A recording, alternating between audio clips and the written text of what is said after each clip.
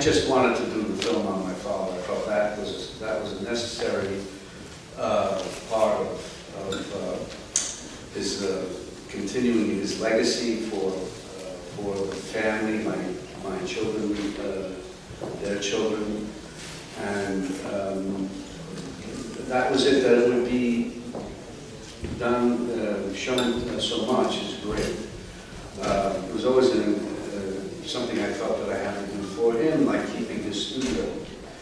I wanted my kids and my grandkids to see what my grandkids that would come along in one day, because I did this a long time ago when they were in existence. But I wanted the younger family members to see what their grandfather and eventually great-grandfather did. I think that it's a combination of things, I suppose. It doesn't mean you could be very, very good. You could be great. It doesn't mean you're going to get recognition or recognition of a certain type. He got recognition from his peers and so on, but not like national recognition or international recognition. Really, he has it, but not on the scale of many other artists. It's just what it is. It was also the time that sort of, that's explained in the film, that he was part of a new movement in the arts, on the art scene that was just what it was. The wrong place at the wrong time. I know after he passed away, I just went through everything in his studio. People who worked for me, who knew him and his work well, they slowly archived everything and put it all together. I have not read his memoirs, if you will. I'm not sure. I mean, I just haven't read them. The pieces that I read in the documentary, the filmmakers picked out and asked me if I'd read them, and I said yes. So I will read them. I don't know when. My kids might read them before I do. Whoever has, I have the interest. It's just when the time feels right to do it, obviously. But now I haven't. Yeah, I mean, I was aware of my father's. It wasn't. As I got older, I guess I was more aware, or chose to look at it a little more clearly about what his success was. In some ways, he was successful. He did what he wanted. He, to me, was a great artist, and but he didn't have enough kind of recognition as much as he maybe felt he deserved. Knowing the work that he did and how seriously he took it, he was a real artist, as I always say. Yeah, what's the first question? Oh yeah. I didn't. I mean, that's a good question. I just never thought of directing a documentary about my father. It would be another thing altogether. They did a great job. Harry did a great job, and Megan and Jane Rosenthal and Vita and everyone. They did a wonderful job. I just didn't think of it. I mean, I contributed. They brought me in from time to time to look at and say, "What do you think?" I'd say maybe this, that. You know, I give my opinion about things, and that was it. Yeah, I am going to do something with them. I am going to play a father.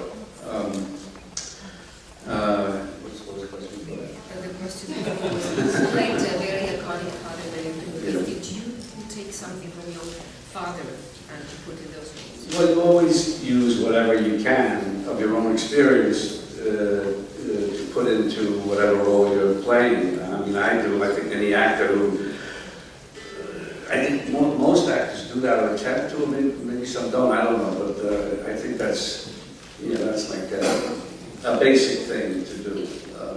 You personalize the part you're playing and personalize drawing from your own life experience to make it your own, as they say, to make it more specific.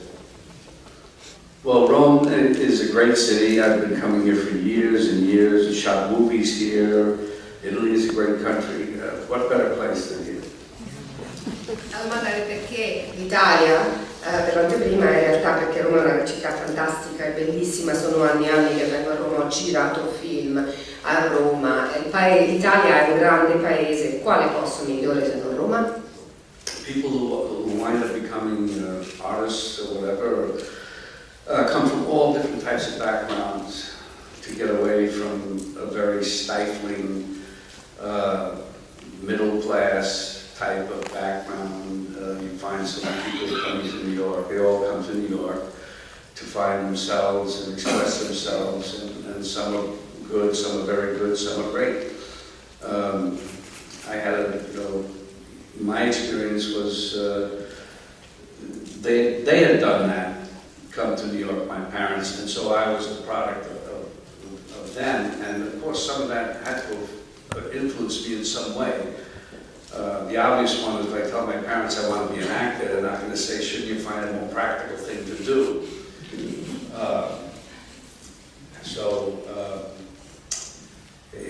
They would never discourage it or anything like that.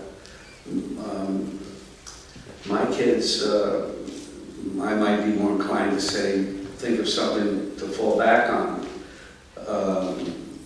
but always do what you love to do. In fact, do something that you can fall back on so you can do what you love doing. That's the main thing, just to really love what you're doing. I don't think I really felt guilty. I might have felt or been aware that he might have felt a little, but he was very proud of me. He just was. And you can have a lot of mixed feelings, but not dominant feelings in reaction, say my father could have reaction to my success. I'm lucky, and he knows that he knew I was lucky and fortunate to have the ability to be where I was, to get recognition, recognized. So that makes him very proud. So that I know. At the time, I felt when I was with him and the doctor was not very nice about how he described what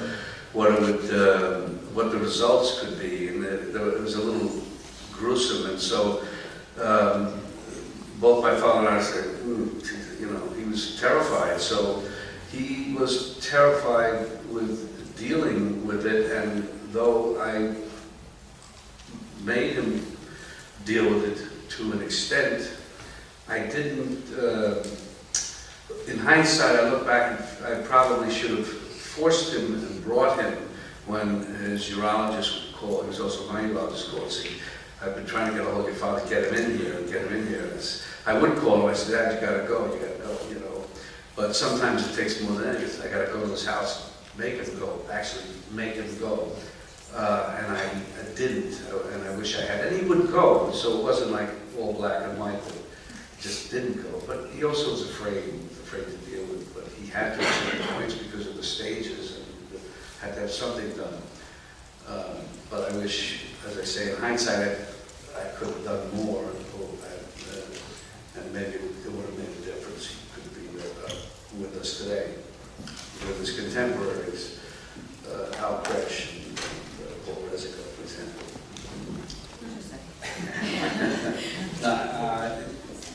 Somebody asked Jane Rosenthal about writing a play on my father, which I thought was an interesting idea, but I just don't know where to start with all of that. It's interesting. I don't know. Well, I wasn't aware of it as a kid, and I became slowly aware of it when I was an adult. My mother would sort of make inferences of that, and then he never told me. It was, he's of another generation, a whole other thing. It was more, he had a lot of probably conflicts about it, as he says, and expresses. So, I wasn't aware of it really until later. Ma in realtà non ne sapevo nulla, non ero a conoscenza del ragazzino, lentamente l'ho scoperto crescendo da adulto, in particolare perché mia madre magari faceva qualche riferimento, faceva qualche accenno. Mio padre non me ne ha mai parlato, lui stesso lo viveva in maniera molto molto conflittuale, anche perché lui era di un'altra generazione, quindi fondamentalmente di questa cosa noi non abbiamo mai parlato. Io tengo il privilegio dell'ultima domanda, perché la domanda che pensavo venisse fatta non è stata fatta. C'è chi sostiene che l'origine italiana, italo-americana, per suo padre abbia avuto un certo peso nel fatto di essere discriminato a un certo punto.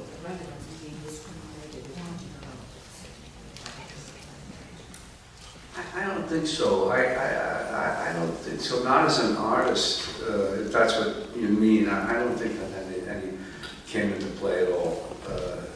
Not in that. I just wouldn't. I don't think so.